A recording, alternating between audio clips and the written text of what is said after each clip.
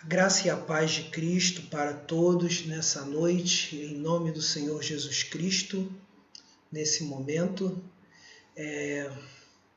Estamos assim fazendo a live de hoje, e nossa live de hoje é uma live especial. Especial no sentido de quê? De que será diferente da nossa sequência que temos feito nas semanas anteriores, né? Porque temos feito lives fazendo exposição do livro de Jó. Hoje estaremos fazendo uma live de história da igreja.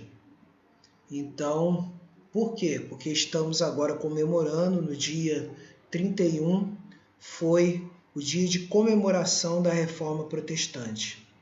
E, portanto, hoje vamos estar assim conversando, vamos estar falando sobre a importância histórica da Reforma para a nossa identidade como evangélicos.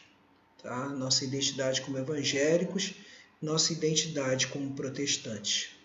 Então, todos sejam bem-vindos à live dessa noite. Hoje será uma live de história da igreja. Não será uma live devocional.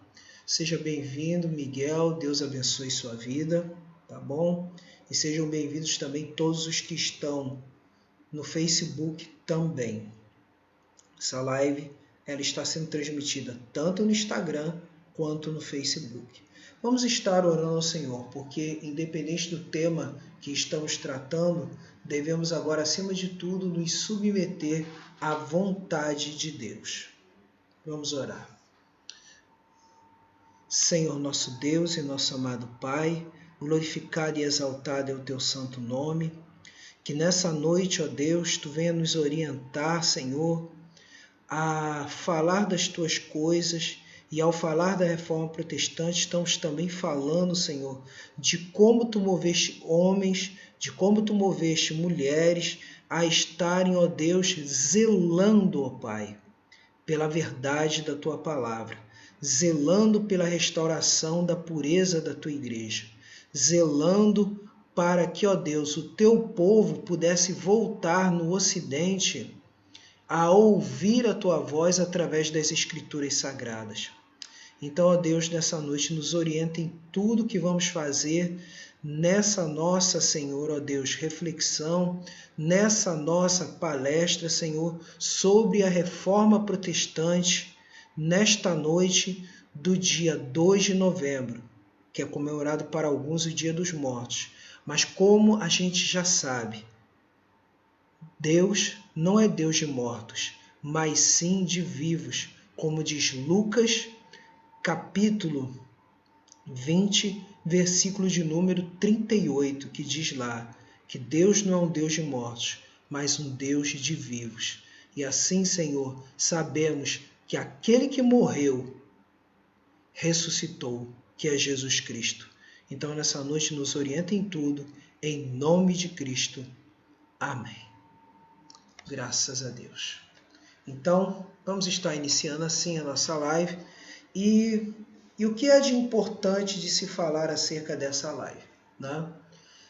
Os que estão comigo no Instagram não irão ver, né, os slides que estarão sendo passados agora lá no Facebook. Lá no Facebook, se por um lado, no Facebook você não vai ver meu rosto, vai ver só os slides, melhor ainda. E aqui você vai ouvir o que eu estou falando nessa noite. Então eu confio inteiramente em Deus, de que Deus fará toda a obra nessa noite. Tá bom? Seja bem-vindo, Brian. Deus abençoe sua vida, em nome de Jesus. Tá? Então hoje será uma aula de história da igreja, falando sobre a Reforma Protestante, sobre a importância de sermos evangélicos. Tá bom? Então vamos começar aqui. Eu vou começar agora a projetar para quem está no Facebook, né? Para quem está no Facebook, estaremos agora projetando a nossa live. Tá? Aí está.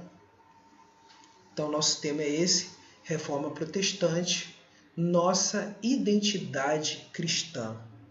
Né? Então começamos aqui a nossa live nesse sentido. Então, para a gente poder falar da reforma, a gente tem que saber que a reforma ela não só teve consequências para a vida dos cristãos em geral, mas de toda uma civilização, da Europa, da América, do Ocidente em geral. Então, afetou bastante isso, tá? Então, isso é muito importante. Seja bem-vinda também, tá? Silva A, eu tô vendo aqui, ó. Seja bem-vinda, em nome de Jesus. Então, a reforma protestante, ela trouxe grandes impactos na vida do cristão em geral. A gente pode ver isso. Aqui vamos continuar.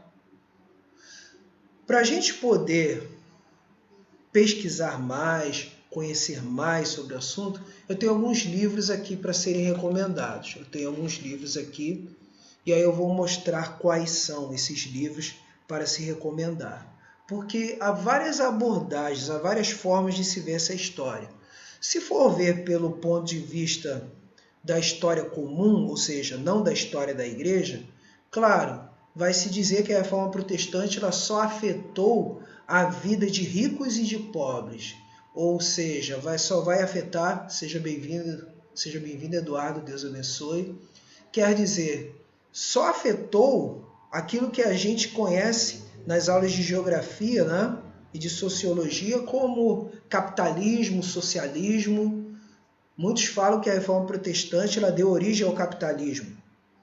Mas o que a gente quer se deter aqui é de como a reforma protestante trouxe uma renovação espiritual, um conhecimento maior da pessoa de Cristo Jesus. Então eu coloco aqui esses livros que eu utilizei para o estudo, né? E que hoje estão no mercado, né? Eu recomendo eles para qualquer conhecimento sobre a reforma protestante. O primeiro deles é esse, Uma História Ilustrada do Cristianismo, de Justo L. Gonzalez, é da Edições Vida Nova. Esse livrinho é o volume 2 dele, né? Então ele vai abordar todas as questões referentes, né, sociais, quanto às questões principalmente referentes à questão de como estava a igreja cristã nessa época da Reforma, que foi a época do século XVI. Outro livro também que recomendo é o seguinte, é o livro Uma História do Pensamento Cristão, do mesmo autor, que aí vai detalhar os ensinos dos reformadores, principalmente de Martinho Lutero e João Calvino, que foram os principais que levaram às mudanças do que seria hoje o que a gente conhece como igreja evangélica. Foram eles que deram o pontapé inicial para se formar hoje o que a gente conhece como igreja evangélica. Um terceiro livro também que eu recomendo e que me trouxe bastantes informações para conhecer sobre o assunto é esse outro livro da Edições Vida Nova. Todos esses três são da Edições Vida Nova. Esse é Teologia dos Reformadores, do historiador batista Timothy George. Ele vai falar sobre a vida de Lutero, sobre a vida de Calvino, sobre a vida de Menno Simons, sobre a vida de Zwinglio, tá? Vai estar falando sobre a vida desses reformadores que serviram de instrumentos de Deus para o quê? Para trazerem a Bíblia Sagrada.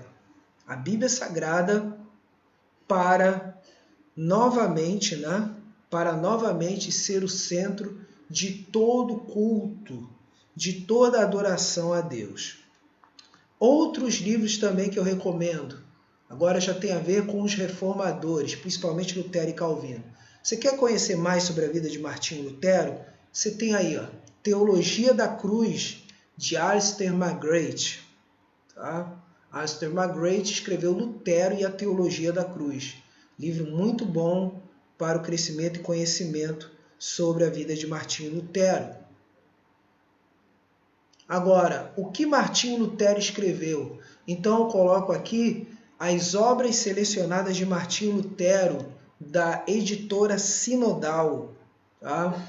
Inclusive tem um dos volumes, e nesses volumes, um deles, né, que eu tenho em mãos, ele é voltado exclusivamente para as questões da organização da igreja, do culto, de como ensinar a palavra de Deus através de catecismos.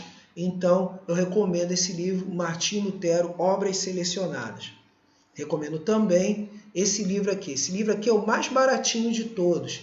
Ele não deve chegar, no máximo, hoje, na atualidade, a R$20. Na época eu comprei por 10, tá? Mas, na atualidade, ele não deve passar de R$20, que é do Cativeiro Babilônico da Igreja. Esse livro tem uma biografia de Lutero, falando sobre a vida dele toda, e essa própria obra que Martinho Lutero escreveu, que é do Cativeiro Babilônico da Igreja, e as 95 teses de Lutero, que desencadearam a reforma. Tá? Outro reformador muito importante foi João Calvino, porque a gente vai ver que ele deu origem a várias igrejas evangélicas mais próximas de nós. Eu dou o exemplo da igreja presbiteriana e da igreja batista. Tá? Aí vai dizer, muitos batistas vão negar. A gente não tem nada a ver com João Calvino. Tem a ver sim. Na parte eclesiológica, sim. Mas na doutrina da salvação, aí sim diverge. Mas na parte eclesiológica, na parte da doutrina da inspiração da Bíblia Sagrada, tem muito a ver, sim. Então, aí temos uma biografia, né? A história de João Calvino, escrita por Emster Maia Pereira da Costa, que é um dos maiores especialistas em João Calvino no Brasil. Eu conto também, além dele, mais 2 especialistas. Eu conto o pastor reverendo Walter Graciano Martins, que é também um especialista em João Calvino, e outro especialista também, que é o historiador da IPB, Alderi de Souza de Matos. Também eu considero ele um especialista em João Calvino também. Tá?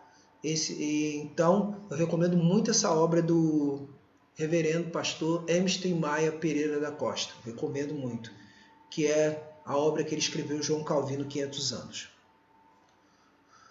Essa aqui eu tenho um carinho especial, Ensino sobre o Cristianismo, de J.P. Wiles, né? Que é um resumo das Institutas da Religião Cristã, que é a principal obra de João Calvino. Esse livro é uma paráfrase. O que é uma paráfrase? É uma adaptação das Institutas. Quando eu tive contato, isso logo que cheguei na igreja presbiteriana, antes mesmo de ir para seminário, ser formado em bacharel em teologia, eu li esse livro. E esse livro foi um convite tremendo para eu poder conhecer o pensamento de João Calvino.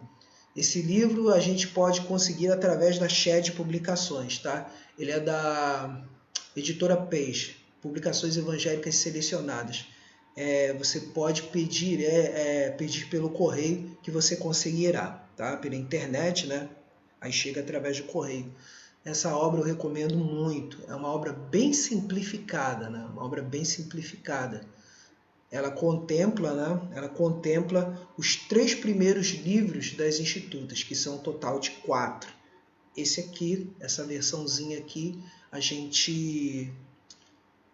ela é bem acessível à linguagem, tá? Bem acessível para qualquer um. E, claro, agora para quem quiser algo mais robusto, eu recomendo então a versão das Institutas, que foi a primeira edição de 1536, quando João Calvino escreveu. Essa foi traduzida pelo reverendo Walter Graciano Martins. Ela é da editora Fiel, tá? Então, uma versão bem condensada, bem simplificada. Mas as Institutas completas são 4 livros. Aí é a primeira versão de 1536, que é a mais simplificada. São esses livros que eu recomendo, tá? Agora chegamos aos antecedentes da reforma. O que veio gerar a reforma, afinal de contas? O que veio gerá-la, né? O que veio gerar a reforma? O que estava acontecendo no século XVI? O que estava acontecendo na época em que o Brasil foi descoberto, em 1500? O que estava acontecendo? Enquanto os portugueses chegavam ao Brasil, o que estava acontecendo na Europa? O que estava acontecendo na Europa? O que estava acontecendo? Então vamos lá. Primeira coisa, o renascimento das cidades. Sim, de fato, as cidades agora não estavam presas, não estavam mais atreladas ao peso dos feudos, dos príncipes e dos nobres. As cidades começaram a desenvolver corporações de ofício, ou seja, cresceu a atividade de artesãos, a atividade de comerciantes, a atividade de donos de banco. Então, houve o renascimento das cidades nessa época. As cidades começaram a ter uma povoação maior, né? Então, muitas pessoas já estavam saindo do campo e indo para as cidades, devido a esse renascimento das cidades. Ou seja, as cidades começaram a quererem ficar mais autônomas, ou seja, mais independentes em relação aos senhores de terras, aos nobres. Tá? Então, isso estava proporcionando uma mudança significativa, né? Era o que era chamado, que foi conhecido como Era Moderna. Segundo elemento, houve o quê? Com o surgimento das cidades, houve o chamado renascimento científico. O que seria isso? Seria uma produção de conhecimento que começou nas universidades, né, de uma maneira diferente do que era na Idade Média. Se na Idade Média o que valia era a última palavra dos professores e a última palavra da Igreja Católica, agora já havia um questionamento. Por quê? Porque estavam se fazendo um movimento de ad fontes. O que é ad fontes? Ad fontes significa retorno às origens, ou seja, retorno às fontes originais do conhecimento. Então, estava se valorizando muito nessa época os estudos do grego e os estudos do hebraico, principalmente na academia teológica, já que as universidades só tinham 3 cursos, eram os 3 cursos principais daquela época. Quais eram? A medicina, o direito e a teologia. Desses 3, o mais importante era a teologia nessa época. Então a teologia deixou de ser uma atividade única e exclusiva, não é, dos acadêmicos da universidade, né, e exclusiva dos padres e exclusiva de doutores, para começar-se a fazer uma pesquisa direta, já que naquela época a única língua permitida a se estudar era o latim, passou-se a estudar novamente o grego e novamente o hebraico. Por quê? Porque 1453, invasão de Constantinopla. Então, com a invasão de Constantinopla pelos turcos, muitos gregos acabaram aportando nas cidades italianas, aportando na Alemanha, aportando na Espanha, aportando em Portugal, em vários lugares da Europa no Ocidente. Então, houve todo esse movimento de ad fontes, e com isso se descobriu o que novamente? O Antigo Testamento na língua hebraica e o Novo Testamento no grego, já que os textos originais da Bíblia você tem o Antigo Testamento em hebraico e o Novo Testamento no grego. E aí as pessoas estavam redescobrindo. Outro elemento também que a gente pode destacar, a invenção da imprensa. Graças à invenção da imprensa, ou seja, da multiplicação mais rápida de textos, já que antes da imprensa as pessoas tinham que copiar os textos. As pessoas tinham que copiar.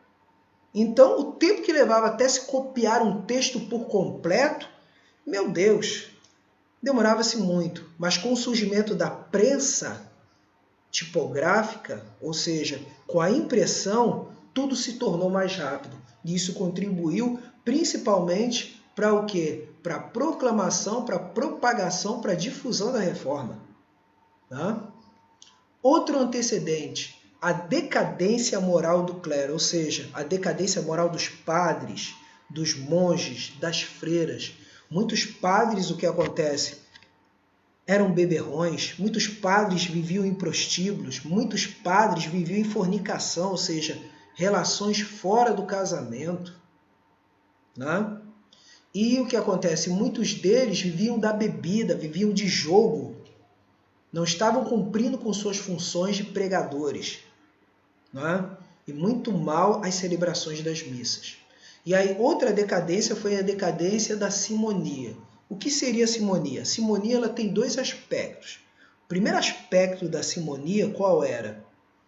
Que os cargos eclesiásticos, ou seja, principalmente cargos de bispo e de responsáveis por mosteiros, eram vendidos. Muitas vezes até eram vendidos para crianças, ou seja, crianças de 13 anos eram nomeadas bispos nessa época. Então, esse era um aspecto da simonia. O segundo aspecto era a venda de relíquias. O que era isso? Lascas da cruz de Cristo, que se você fosse juntar, acabaria formando, sabe o quê? Ao invés da cruz de Cristo completa, muito mais coisas, ou seja, o muro inteiro da cidade de Jericó em madeira. Pessoas que vendiam o ovo do Espírito Santo, porque muitos acreditavam que o Espírito Santo era uma pomba, então falavam, aqui está o ovo de uma pomba, e esse ovo surgirá o Espírito Santo. Vendia-se. Vendia-se o quê? Relíquias, né? Relíquias do pano que cobriu Jesus na sua morte. E tantos outros objetos foram vendidos nessa época. Isso era a simonia. Então, algo muito assim escandalizante, né? Algo que escandalizou as pessoas na época, né? Escandalizou muito, tá? Então, é muito importante isso, tá? Então, estou vendo aqui, opa, seja bem-vinda, Sofia, Deus abençoe, tá? Seja muito bem-vinda aqui, tá? Então, aqui está, vamos continuar. Então, aqui está. Então, temos aqui, ó, continuando então, esses foram os antecedentes da reforma. Renascimento das cidades, nascimento científico, a invenção da imprensa e a decadência da igreja, do clero, a falta de moral, né? Agora, o que fez com que desencadeasse a reforma, 31 de outubro? Na época, a Igreja Católica, né, e até hoje ainda permanece isso, né, que a Igreja Católica ela tem aquilo que são chamados de 7 rituais, ou 7 sacramentos. Né? Vocês que tiverem alguma dúvida aí, tá? Podem digitar aqui, digitem a dúvida e eu vou estar respondendo, tá bom? Quem tiver dúvida de alguma coisa, digite aí, tá? Eu vou estar respondendo as dúvidas, tá bom? Então, 7 sacramentos. O que eram esses 7 sacramentos? O que eram esses 7 rituais? Vou dizer quais são. Primeiro, o batismo. Segundo, a penitência. Terceiro, a Eucaristia. Quarto, a crisma ou confirmação. Quinto, a ordenação, ou seja, a ordem. Sexto, o matrimônio, né? O matrimônio, o casamento. E sétimo, a unção dos enfermos. Então eram 7 sacramentos, 7 rituais diferentes. Sendo que o que foi a gota d'água, né? A gota d'água para haver a reforma foi o seguinte: o que foi o sacramento da penitência. Então temos aí, ó, o problema do sacramento da penitência, tá? Temos aí o problema do sacramento da penitência. Então, o que seria isso, não é? Então temos aí, ó, como afirmou o historiador e filósofo Paul Tillich, a reforma em termos objetivos foi provocada externamente pelo sacramento da penitência. Contudo, a Igreja Romana abusou deste sacramento medieval, que se dividia em 4 partes. Contrição, ou seja, sentimento de dor pelo pecado. Confissão, você ia ao padre e se confessava. Até hoje isso permanece, tá? A absolvição que o padre aplica. E quarto, a satisfação, ou seja, a penitência a ser aplicada. Né? Ou seja, quantidade de orações e etc. Ou obras que devem ser feitas. O problema estava na primeira e última parte, pois a contrição, né, o arrependimento foi substituído por atrição, ou seja, medo de ir para o inferno, ou seja, punição eterna. A satisfação, que são as obras de penitência, foram substituídas pela compra de indulgências, ou seja, a indulgência serviu como substituto para as obras de caridade, né, e as orações. Foi substituída. Né? Assim, com o abuso dessa venda, né, que houve nessa época por conta do Papa Leão X querer construir a Catedral de São Pedro em Roma, né, de obter dinheiro através da venda de indulgências, que Lutero contestou isso. Assim ele escreveu as 95 teses como resposta a estes abusos, afirmando na primeira tese o seguinte: o que foi? Ao dizer fazei penitência, etc., nosso Senhor e Mestre Jesus Cristo quis dizer que toda a vida dos fiéis fosse penitência.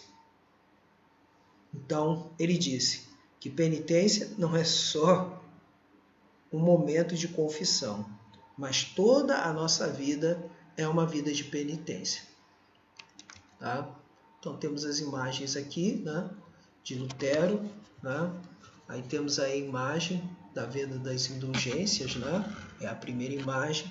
E a segunda imagem de Lutero fixando as 95 teses no castelo de Wittenberg, ou Wittenberg, né? Na Alemanha. Esse castelo era o castelo que dava para a universidade. Ele colocou ali as 95 teses para serem debatidas. Uma coisa importante que eu quero dizer aqui é que Lutero não desejava uma separação da Igreja Católica da sua época. Ele, pelo contrário, ele queria que a Igreja mudasse, a mesma Igreja permanecesse e mudasse o seu procedimento. Ele não queria uma separação. Ele queria apenas que a Igreja mudasse e reconhecesse seus erros. Tá? E aí temos a resposta por meio da justificação pela graça mediante a fé. Então, a resposta que Lutero deu para esse problema da indulgência foi o seguinte: o teólogo e historiador Justo Gonzalez afirma o seguinte acerca da doutrina da justificação como legado, ou seja, como herança da reforma em Lutero. O que é importante é que, em Jesus Cristo, nós ouvimos a palavra que nos liberta da escravidão do pecado, da morte e do diabo. Esta é a palavra da justificação. Justificação não é algo que nós alcancemos ou mereçamos. Não é nem mesmo algo que Deus nos conceda com base em realizações futuras. Justificação é, antes de tudo, o decreto de absolvição, ou seja, da parte de Deus, não é da parte de Padre, que Deus pronuncia sobre nós, declarando-nos justificados a despeito de nossa pecaminosidade.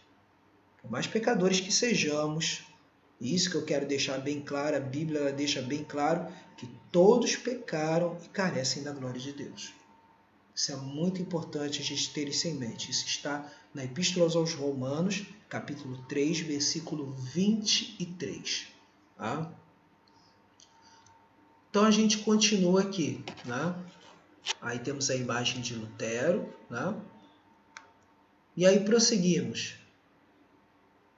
O surgimento da tradição evangélica.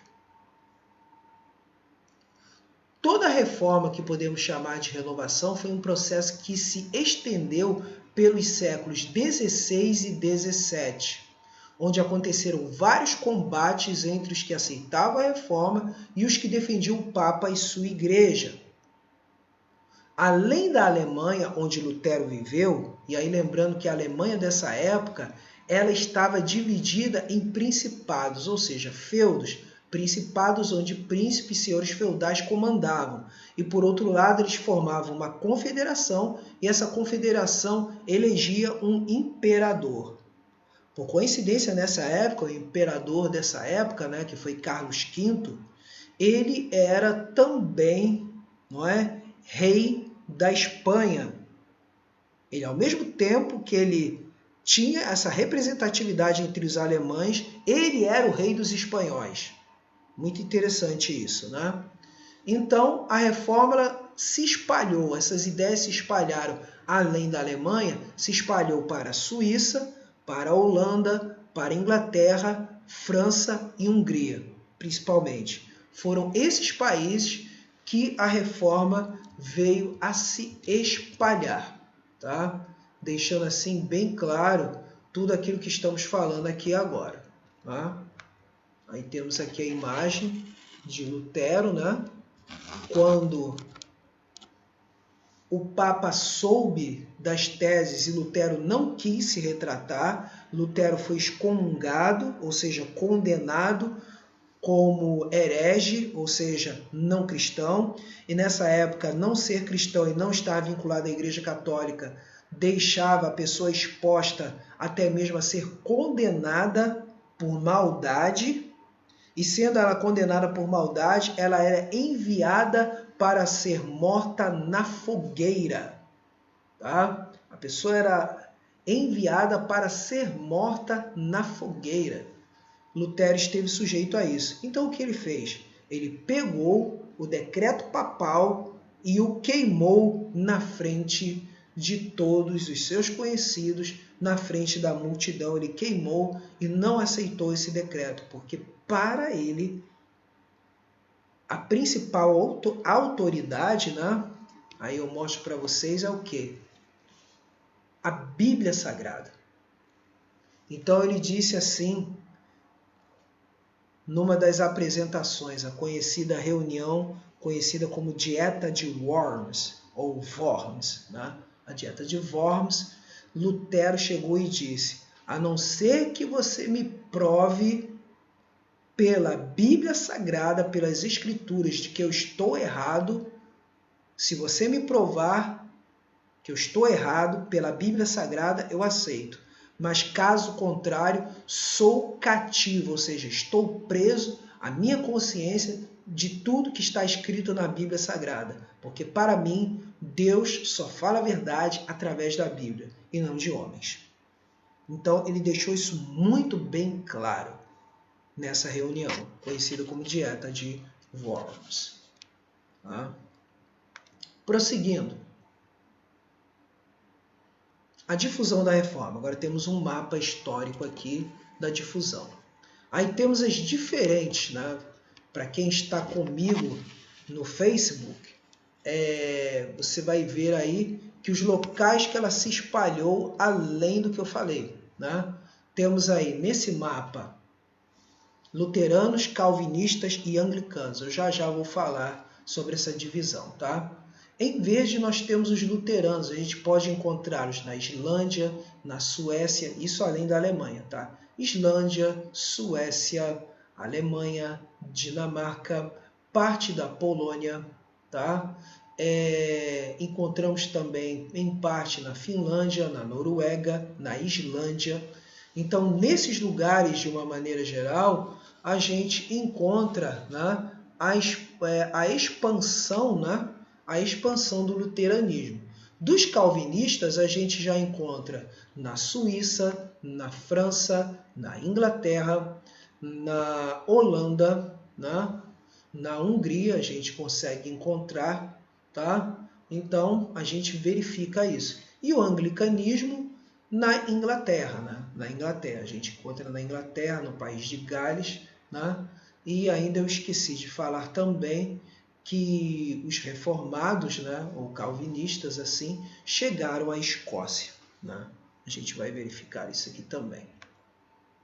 Então temos aí, além do luteranismo, surgiram outros movimentos reformadores, como o reformado, que teve sua origem em Ulrico Zwinglio, que viveu de 1484 a 1531, e João Calvino, que nasceu em 1509 e morreu em 1564, que respectivamente foram os líderes da reforma na Suíça, e o último influenciou, né, os franceses chamados de huguenotes.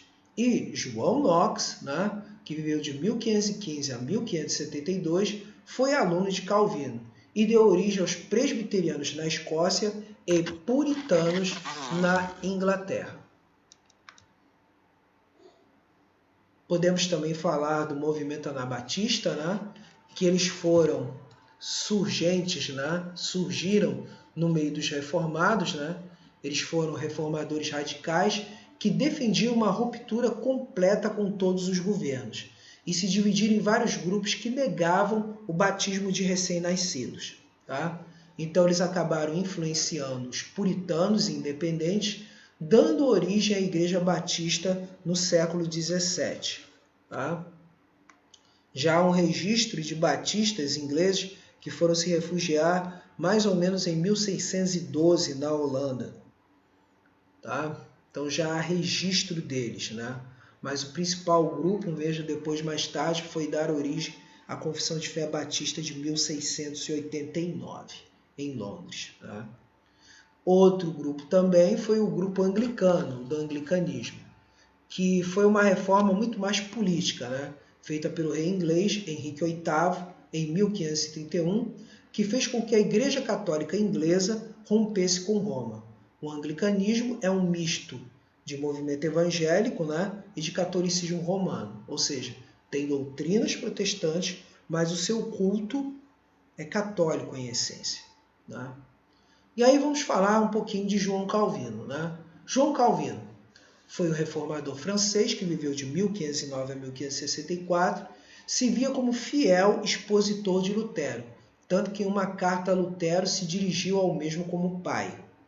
Foi pastor de Genebra e sua principal obra, que ficou como herança da Reforma, foi as Institutas da Religião Cristã, primeira edição em 1536. Tá? Então é importante a gente ter isso, que é um dos livros que eu recomendei, a gente já tem na língua portuguesa, em que sistematizou as doutrinas da Reforma Protestante. Os pontos mais relevantes dessa obra são a exaltação da soberania de Deus, é isso que Calvino sempre ensinou, o conhecimento verdadeiro de Deus através da Bíblia, a glória de Cristo, né, como fim principal do ser humano. Então, todos nós devemos o quê? Buscar a glória de Cristo, ou seja, buscar com que o nome de Cristo, de Jesus, seja conhecido das pessoas. Né? Outra coisa também, a defesa de uma forma de governo presbiteriano para a igreja. O que isso significa? Que o governo da igreja não está preso a um bispo ou a um pastor. O governo é em conjunto. E aí, nesse sentido, a igreja elege representantes para poderem governar a igreja junto com os pastores. Então, esse é o ponto principal do presbiterianismo. Aí temos a imagem de João Calvino. Né? Outro ponto, consequências da reforma. Quais foram essas consequências? Qual foi o resultado de tudo isso? Né? Então, um dos resultados da reforma na Inglaterra, junto com o puritanismo, foi a Revolução Puritana no século XVII, que teve seu ponto máximo com a Assembleia de Westminster, que ocorreu entre 1646 e 1649, que elaborou as doutrinas do presbiterianismo calvinista nos seguintes documentos: a Confissão de Fé de Westminster, o Catecismo Maior de Westminster, o Catecismo Menor ou Breve Catecismo, que são os padrões das igrejas presbiterianas de origem anglo-saxônica, tá? Como a Igreja Presbiteriana do Brasil, filha da antiga Igreja Presbiteriana dos Estados Unidos. Então, é importante isso, que esse documento da Revolução Puritana até hoje é utilizado. E fora que deu origem a outros documentos, tal como a Declaração de Savoy ou Savoia, e a Confissão de Fé Batista de 1689. Tá? Essa influência puritana pesou bastante. Outra coisa, o metodismo surgiu da igreja anglicana com João Wesley e George Whitefield e Daniel Howland no avivamento do século XVIII. Este movimento vai impulsionar as missões do século XIX, que vão dar origem ao presbiterianismo brasileiro com Archibald Green Symington, missionário que veio dos Estados Unidos para cá em 1859, com Robert Reid Calley, missionário escocês, que veio dar origem à Igreja Evangélica Fluminense, e essa vai dar origem às demais igrejas congregacionais no Brasil, e, de uma forma ou de outra, esse avivamento, lembrando que João Wesley seguiu um caminho, no caso, Carlos Wesley, que eu esqueci de mencionar aqui, e todos esses outros, também vai influenciar os batistas. E aí, no caso, William Bagby, o missionário, que foi o pioneiro dos batistas em 1870 no Brasil. Tá? Prosseguindo, temos aqui um quadrozinho falando da reforma. E esse quadrozinho temos aí, a reforma luterana, que vai dar origem aos reformados e ao anglicanismo. O anglicanismo vai dar origem direta ao metodismo. E, por outro lado, os reformados vão dar origem aos presbiterianos, aos puritanos e aos anabatistas. Tá? Então, é importante termos isso em mente aqui. Tá? Prosseguindo. Agora sim chegamos ao ponto que eu considero mais importante da Reforma Protestante. Por quê? São as marcas, né? São as marcas do que é uma igreja evangélica, o que ela deve ser. E aí responda-se o porquê eu não sou católico. Por que eu não sou católico? Essas 5 doutrinas vão responder. Vamos lá? Então, primeira delas, sola gratia, ou seja, somente a graça. Segunda, sola fide, somente a fé. Solus Christus, somente Cristo. Sola Scriptura, somente a Escritura, ou seja, a Bíblia Sagrada. Soli Deo Glória, somente toda a glória a Deus. Somente a Deus toda a glória. E o sacerdócio universal dos crentes. Então temos aí as doutrinas deixadas para nós evangélicos. Então aqui está. Primeiro vamos falar sola gratia. Efésios 2, versículos 8 e 9. Eu vou ler aqui, vou estar abrindo a Bíblia aqui. Né? Vocês que estão no Facebook vão somente me ouvir. Vocês que estão no Instagram, né? Vocês estão vendo eu abrir a Bíblia aqui. Né? Então aqui, ó, Efésios 2, versículos 8 ao 9. Seja bem-vinda, Ágata, Deus abençoe. Efésios 2, versículos 8 e 9, que vai dizer assim: porque pela graça sois salvos mediante a fé. Isto não vem de vós, é dom de Deus, não de obras, para que ninguém se glorie. Então temos aí. Ó. Então, isso aqui é um dizer de Lutero, tá? Isso é uma fala de Lutero, que diz assim: Deus não condena e salva, e não salva a ninguém por suas obras. A pessoa, a natureza e sua existência humanas são corruptas pela queda de Adão. Isso significa o seguinte, que em Adão todas as pessoas pecaram. Deus quer que entendamos que o problema do pecado está em nossa natureza, está dentro de nós. Tá? De que nosso nascimento e origem são de natureza corrupta e pecaminosa. Nada chega a ser justo por suas boas obras. Então, o que isso significa? Por mais que a pessoa pratique boas obras, mas se não tem a salvação em Cristo, essas obras não ajudam em nada. Então, nada chega a ser justo por suas boas obras. O que isto é o pecado original. Se esse pecado não existisse, tampouco haveria o pecado atual. O pecado original é hereditário, não se comete como os demais pecados, porém existe e é o pecado essencial. Este não existe por um tempo, e sim existe enquanto o ser humano vive. Este pecado não pode ser eliminado pelas leis, nem por castigo, somente pela graça de Deus. O que é favor imerecido, um presente de Deus, pois Ele é o único que pode renovar e purificar a natureza do ser humano. Então, isso é a graça. Então, somente a graça de Deus pode trazer salvação. Não é a quantidade de orações, não é a quantidade de jejuns, não é a quantidade de vezes de ir à igreja. Nós vamos à igreja porque somos agradecidos a Deus e não porque queremos fugir do inferno ou queremos ser salvos. Nós vamos porque amamos a Deus, gostamos de Deus, somos apaixonados por Deus, queremos Deus. Aí por isso, nós vamos à igreja e fazemos boas obras. Mas por quê? Porque a graça de Deus chegou até nós. Não é nós que vamos a Deus, é Deus que vai até nós. Essa é a diferença grande e fundamental. Diferentemente do católico. Católico vai dizer que salvação é fé e boas obras. E nós dizemos que salvação é graça. Tá? Então, por isso não sou católico. Sou evangélico, porque a salvação é pela graça. E quem faz essa obra? O Espírito Santo. Segundo, sola fide, somente a fé. Então, essa graça eu só vou poder alcançá-la se eu crer, se eu exercitar a fé. E essa fé se chama o quê? Fé salvadora. Conforme foi lido em Efésios 2:8, diz: e isso não vem de vós, é dom de Deus, ou seja, a fé que salva, né? A fé em Jesus.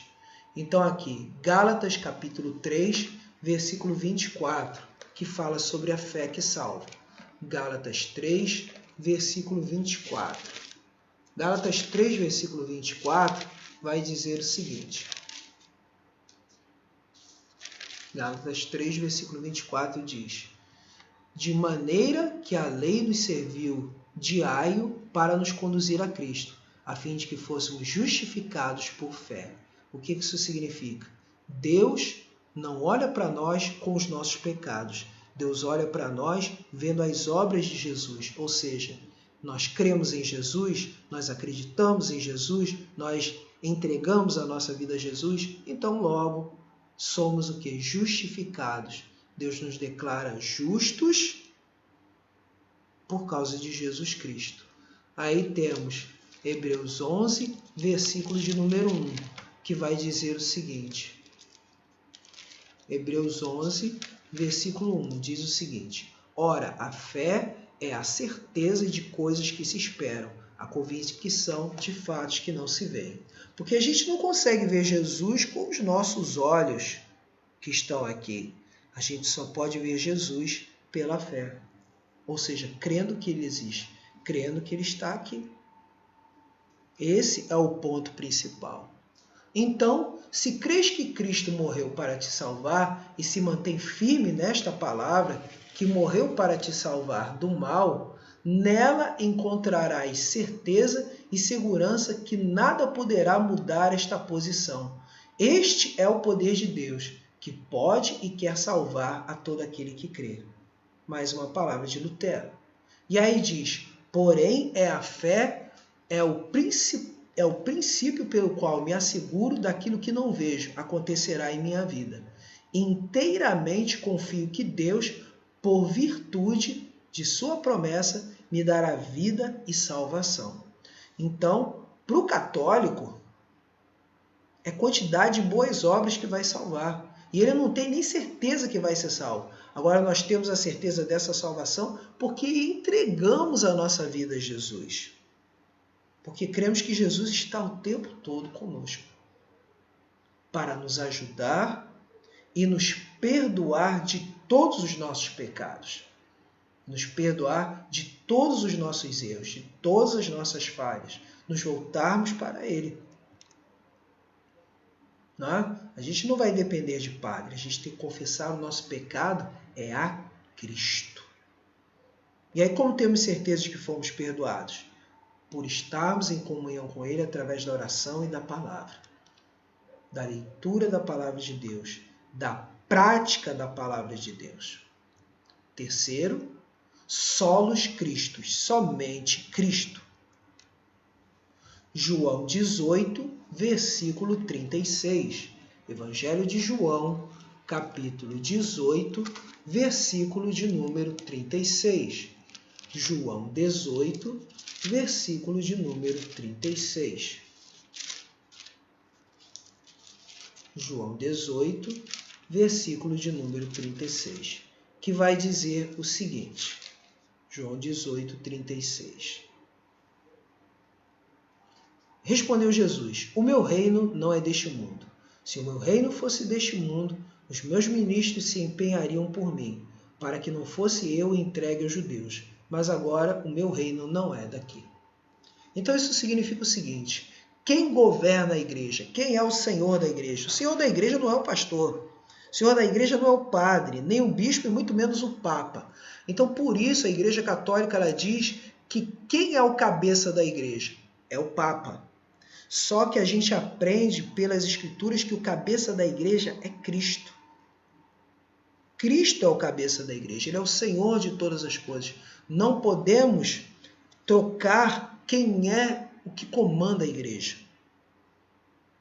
Para os católicos, quem comanda é a hierarquia, representada pelo Papa e seus bispos, principalmente a classe dos cardeais, concílios reunidos. Então, quer dizer, são eles que mandam na igreja. Então, a pessoa na igreja católica, ela vive conforme aquilo que a igreja mandar. Se a igreja diz que uma coisa, que a grama é verde hoje, e se amanhã ela decidir que é rosa, a grama é rosa. E pronto. Assim é a igreja católica. Agora, já nós não. Temos um Senhor, que é Cristo. Cristo é o Senhor de todas as coisas. Cristo é o Senhor, Jesus Cristo. Ele é o dono de tudo. Então aqui, Lutero ele vai comentar o seguinte: os que pertencem ao reino de Deus são todos os que, como verdadeiramente crentes, estão em Cristo e sob Cristo, pois Cristo é o Rei e Senhor do reino de Deus, como afirma o Salmo 2, versículo 6 e toda a Escritura. E foi exatamente para isso que ele veio, para dar início, início ao reino de Deus e erigi-lo. Tá? Para dar início ao reino de Deus e erigi-lo. Vou até fazer a correção aqui, né? Fazer a correção. Aproveitar aqui ao vivo, né? E fazer essa correção, né? Deixa eu ver aqui.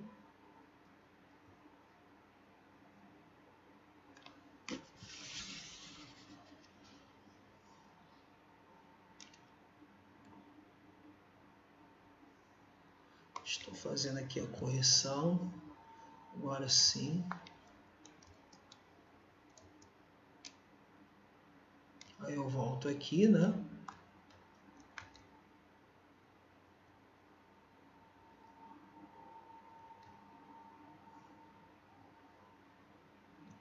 E aí a continuação. E aqui está mais uma fala de Lutero sobre isso. Então, o cabeça da igreja é Cristo.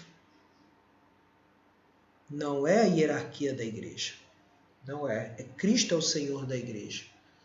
Cristo não colocou apóstolos para governarem a igreja. Ou seja, apóstolos na atualidade. Mas ele deu ministros para ensinarem a palavra e em conjunto com a igreja, com seus representantes, governarem a igreja. Mas o Senhor da igreja é Cristo. E aí outro ponto chegamos agora. Sola Escritura. Esse aqui, digamos, nos dias de hoje é o mais, digamos assim, problemático. Por quê? Porque hoje não só temos evangélicos de um único tipo. Nós temos hoje basicamente 3 tipos de evangélicos hoje. Né? Nós temos os cessacionistas, nós temos os continuistas e nós temos os pentecostais. Os cessacionistas são aqueles que têm assim uma continuação histórica em relação aos reformadores. Por quê? Porque os reformadores entenderam que o excesso de milagres e abusos da Igreja Católica e superstições da Igreja Católica desvirtuaram a Igreja. Por isso, eles ensinaram muito o cessacionismo. E o que é o cessacionismo? O cessacionismo diz que nos dias de hoje não existem pessoas específicas, eu estou dizendo pessoas, né? Uma pessoa, indivíduo, que tenha recebido dons igual ao dos apóstolos, ou seja, indivíduos que sozinhos possam orar e as pessoas serem curadas, têm dom para isso. Pessoas que têm dom para falar em línguas, como em Pentecoste. Pessoas em entregarem profecia, como era entregado na época de Pentecoste. E tantos outros sinais de milagres. Os cessacionistas dizem que isso cessou com o último apóstolo, que foi o apóstolo João, que escreveu o livro de Apocalipse. muitos sensacionistas chegam a dizer que isso estava previsto conforme o apóstolo Paulo escreveu em 1 Coríntios 13. Só que especialistas na língua original da Bíblia, como Daniel B. Wallace, afirmam que o texto que vai falar sobre isso em 1 Coríntios 13, que diz que quando que vier perfeito, fará com que toda profecia e toda língua cessará.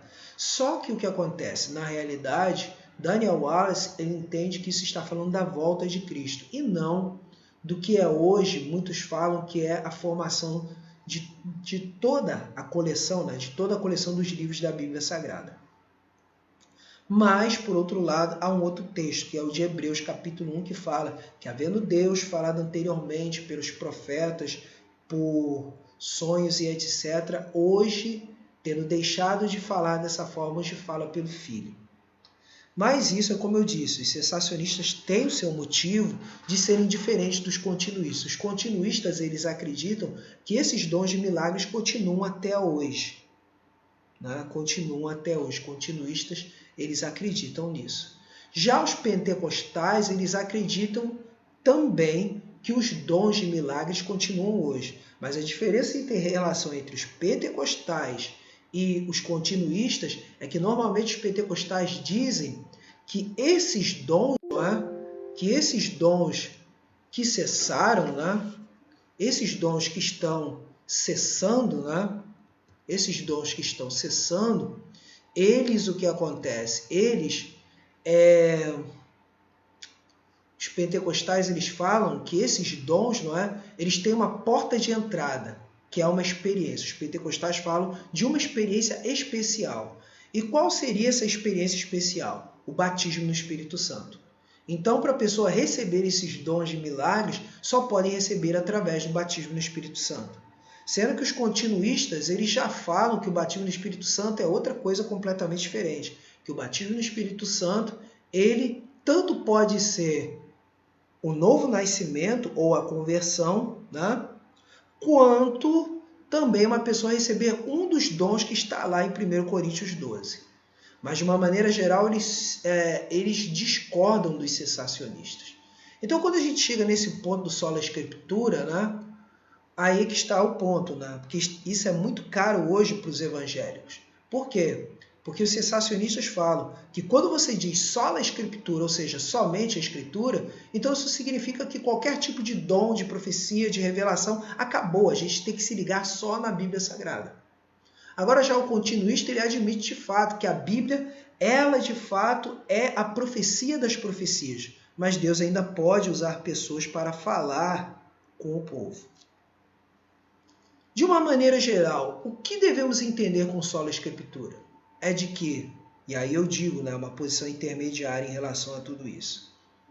Podemos acreditar que existem profecias e revelação hoje, mas elas têm que passar por aquilo que o apóstolo Paulo diz, julgai todas as profecias. Então toda profecia, toda revelação, seja o que for, tem que passar pelo julgamento da Bíblia Sagrada. Nenhuma dessas revelações, nenhuma dessas profecias pode de forma nenhuma contradizer ou estar em choque com a Bíblia Sagrada.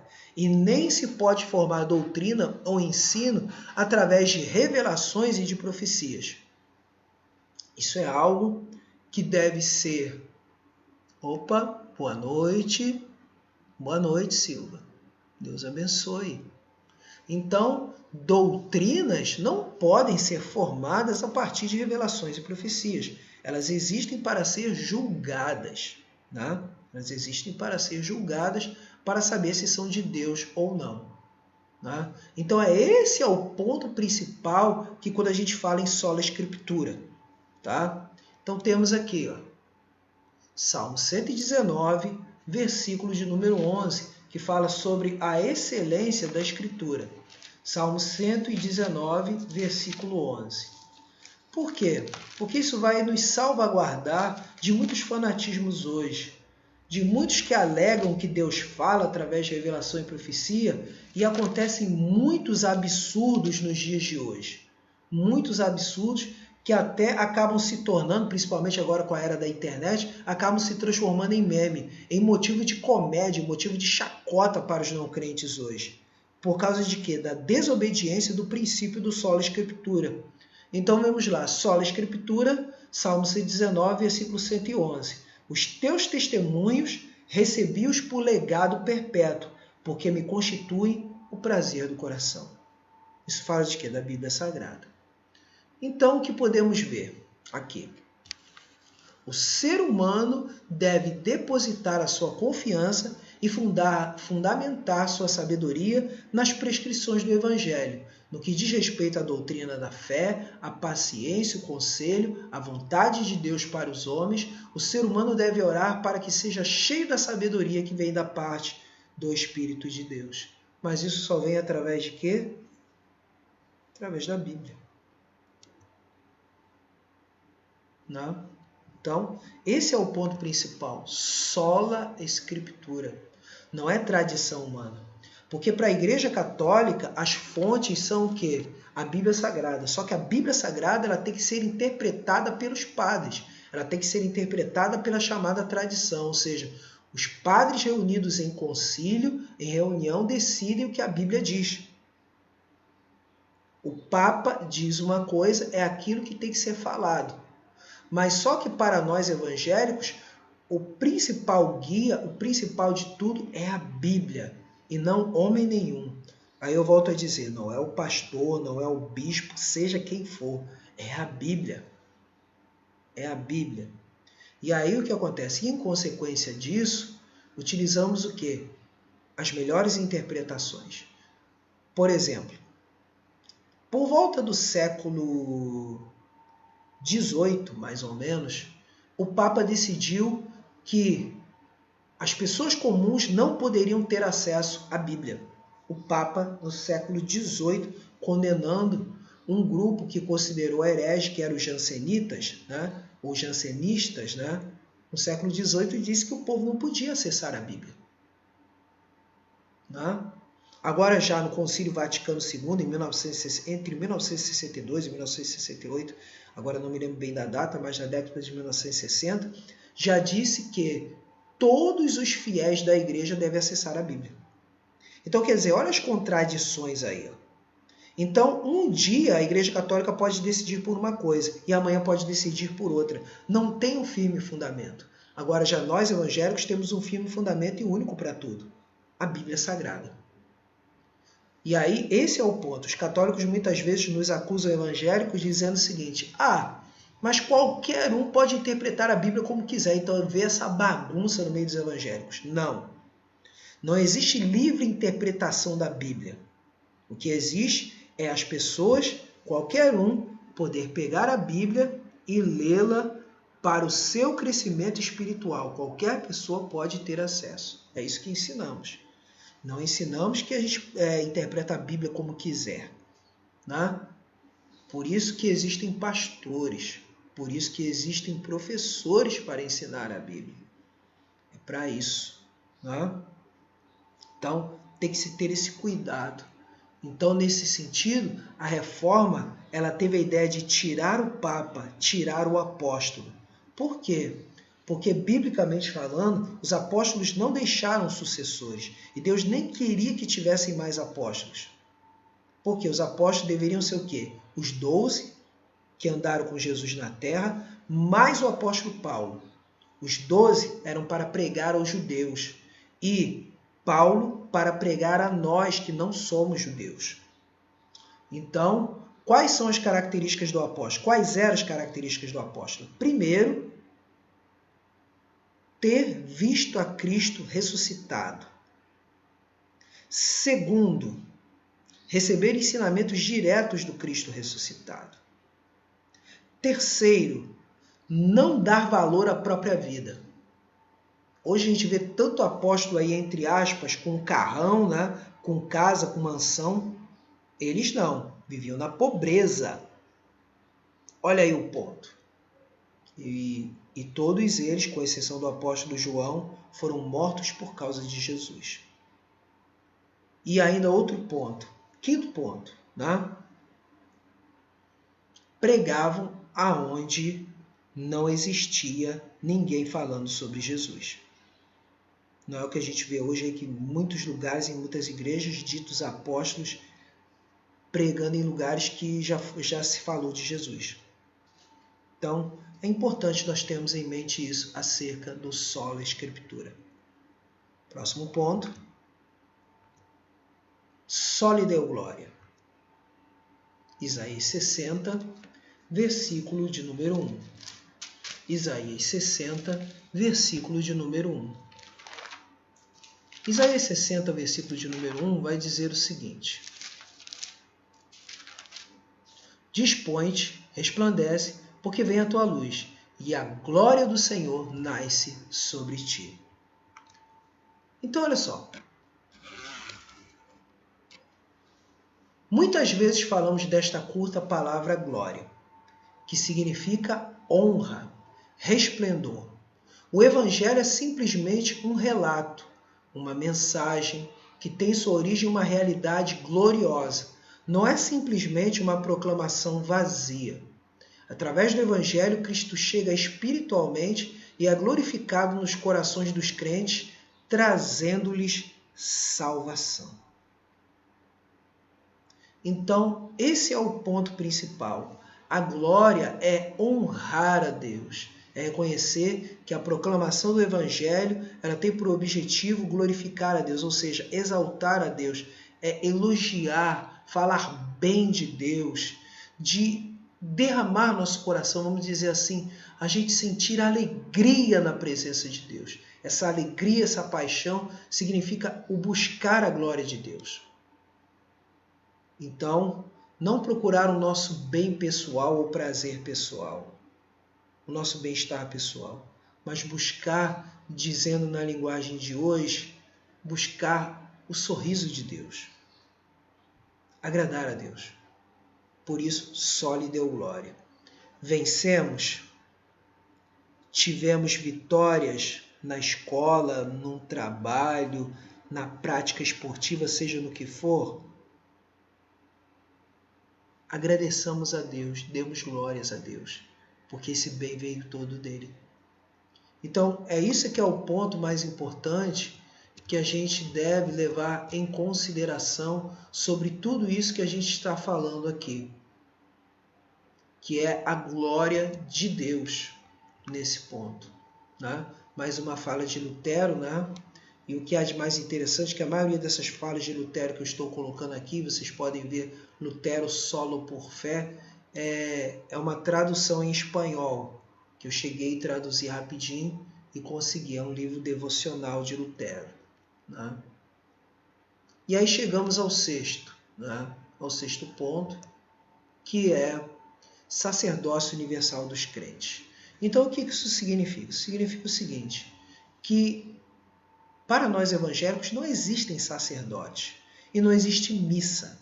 Né? Porque a missa, segundo a Igreja Católica, aí por isso que eu digo que eu não sou católico, que a missa diz que é uma renovação do sacrifício de Jesus. Só que o sacrifício de Jesus foi feito uma vez por todas na cruz do Calvário. Então, não há como renovar mais nada. Entendeu? Não há como renovar mais nada. Por isso não temos sacerdotes. Na realidade, todo o povo de Deus é um povo constituído de sacerdotes. Todos, sem exceção. E aí onde entra o pastor nessa história? O pastor não é um sacerdote? Não. O pastor exerce uma função profética, ou seja, ele declara a vontade de Deus do que está na Bíblia Sagrada. Ele é um profeta e ele é um ensinador da palavra de Deus. Ele ensina as pessoas a orar. Nada mais, mas não é um sacerdote. Primeira Epístola de Pedro, capítulo 2, versículo 9. Primeira Epístola de Pedro, capítulo 2, versículo de número 9.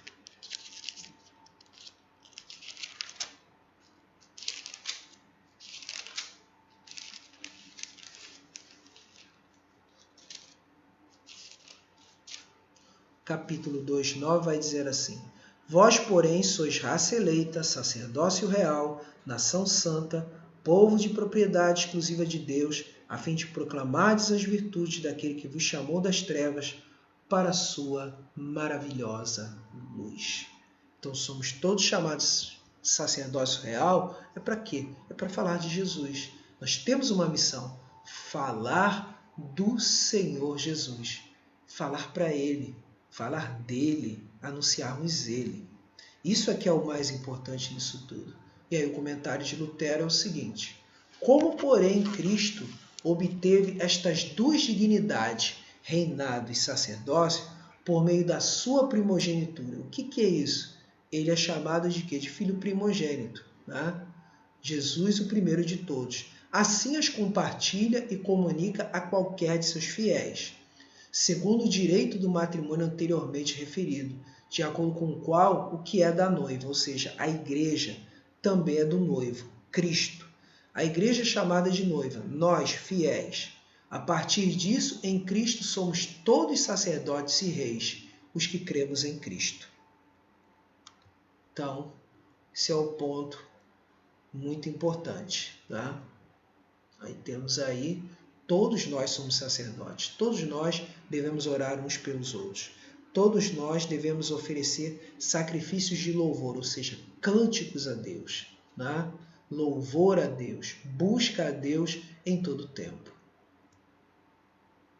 Conclusão de tudo, não é? Chegamos enfim à conclusão de tudo. A conclusão é a seguinte: todos os nossos pensamentos e ações devem estar baseados nestas verdades que mostram o que somos. O centro de nossa vida é Cristo. Isso é que é o mais importante. Os apóstolos ensinaram-nos, né, assim pelas Escrituras, e os reformadores resgataram este ensino. Essa é a conclusão de tudo.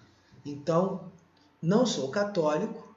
Por quê? Porque tudo é para Cristo e em Cristo, na Bíblia Sagrada. Isso é o mais importante de tudo. Deus fala conosco através da Bíblia Sagrada e nós buscamos Ele através da oração. E aí temos aqui alguns símbolos da Reforma, né? O coração de Lutero e o coração de João Calvino. No coração de Lutero encontramos os solas, né? Sola Fide, sola Scriptura, solus Christus, sola Gratia e, em alguns casos, soli Deo Gloria.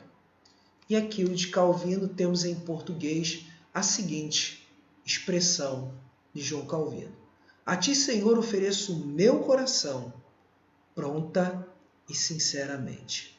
Prontidão e sinceridade na obra de Deus. E aí temos os livros que eu pesquisei, para quem for ver lá no Facebook, né? Para quem for ver no Facebook, vai estar vendo os livros que eu pesquisei, né? Então, os livros que pesquisei foram os seguintes, né? Primeiro, o de Luiz Alberto de Boni, Escritos Seletos de Martinho Lutero, Thomas Mintzer e João Calvino, da editora Vozes. Outro livro também que pesquisei foi esse que eu recomendei, Justo Gonzalez, Uma História Ilustrada do Cristianismo, a Era dos Reformadores. Isso aí já foi a primeira edição. Outro livro também que pesquisei foi Uma História do Pensamento Cristão, do mesmo autor, Justo Gonzalez, que é o volume 3. Tá? Isso aí eu recomendei também. Outro livro já é o livro que eu estive traduzindo, né?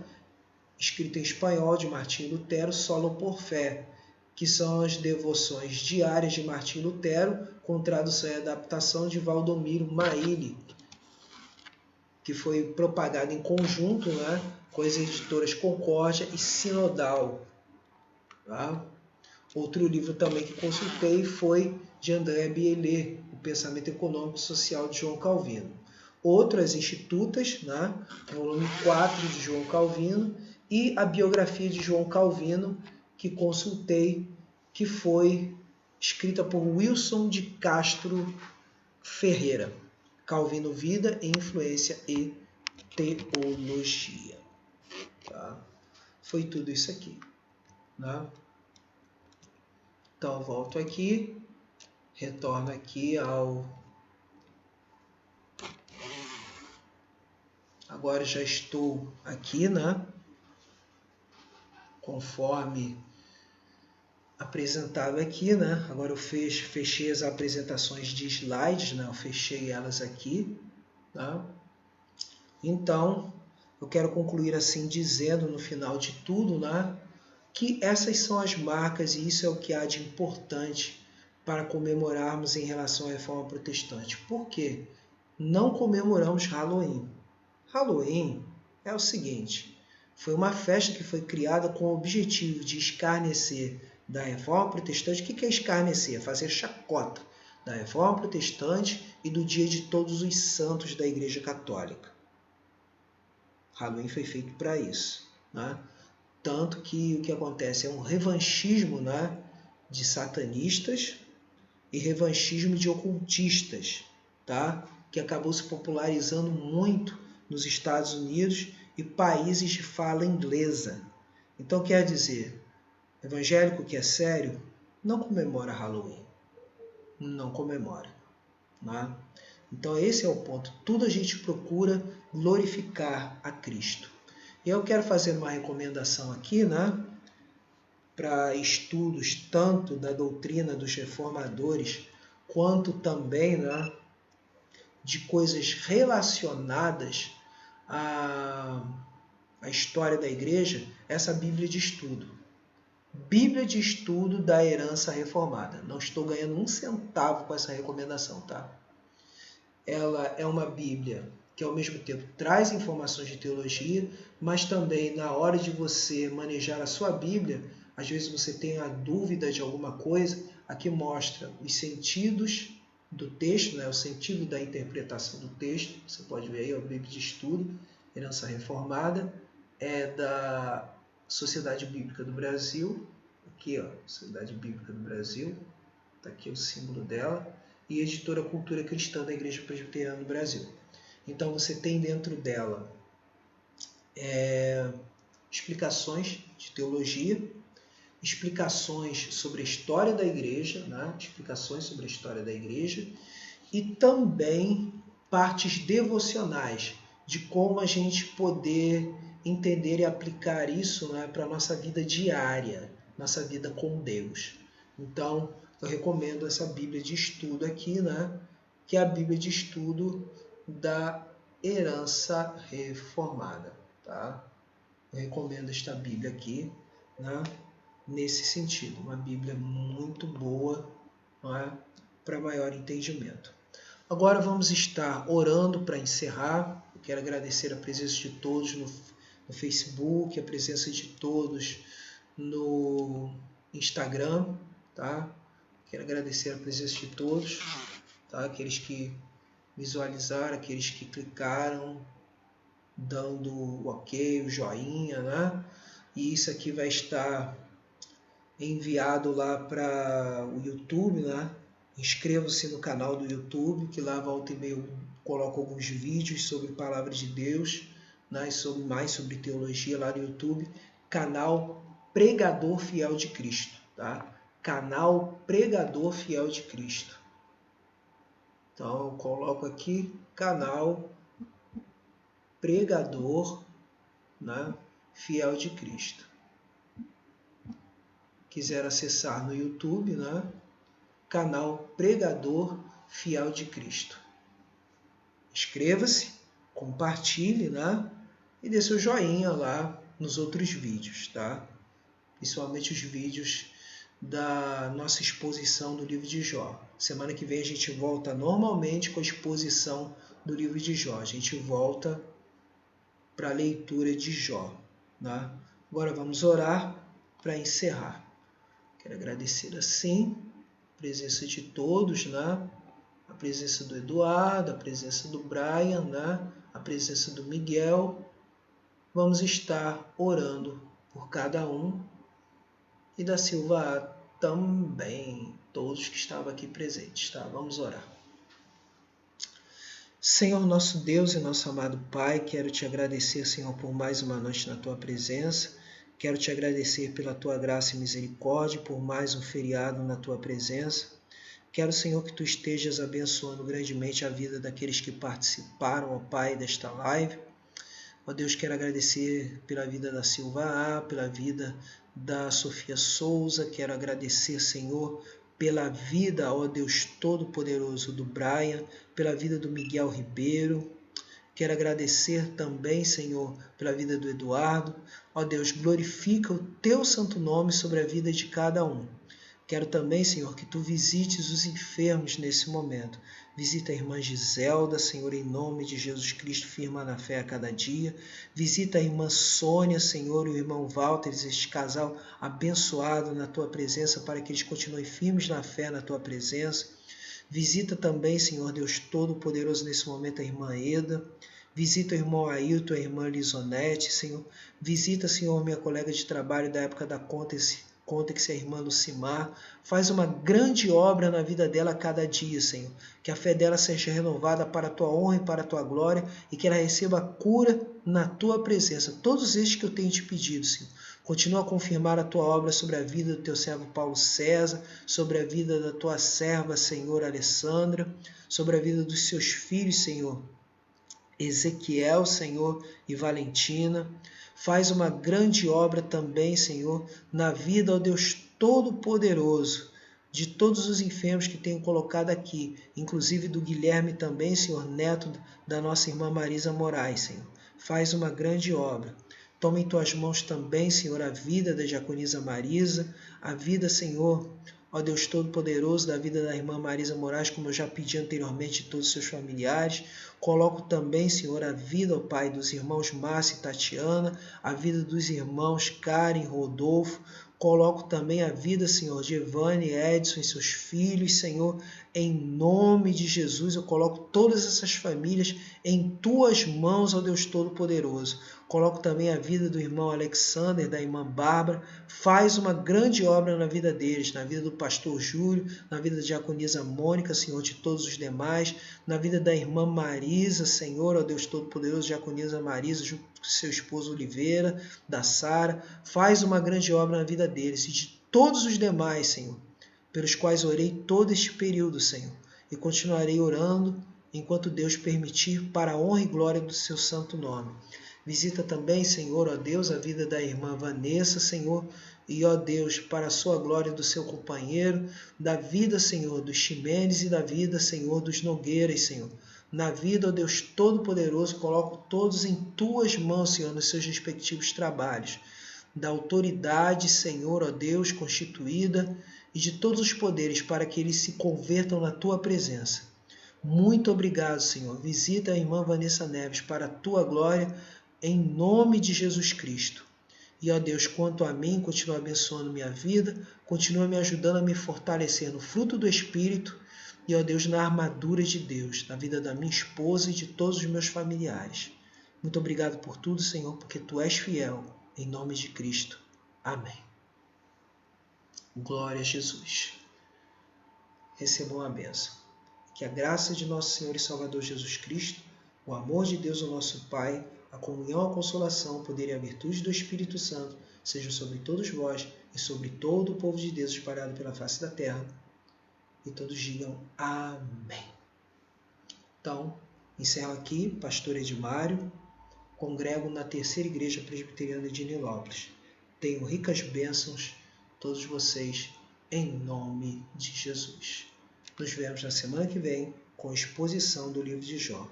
Deus nos abençoe.